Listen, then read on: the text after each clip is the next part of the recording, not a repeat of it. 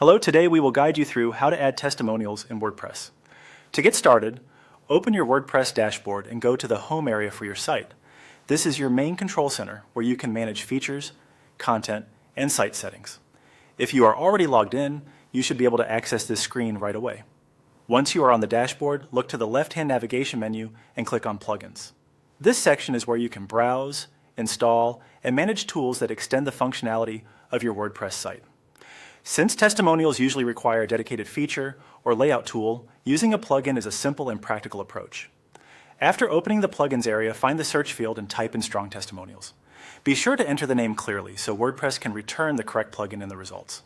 Searching directly by name is the fastest way to locate the exact tool you need, especially if several similar plugins appear. When the search results load, click on Strong Testimonials. This opens the plugin details page where you can review what the plugin offers before moving forward.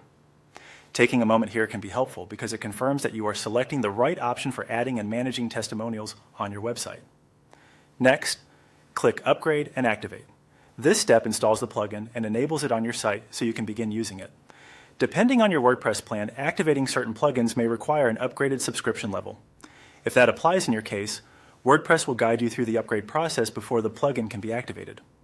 Once connected, follow the on-screen procedure to complete setup, since this particular case requires a subscription.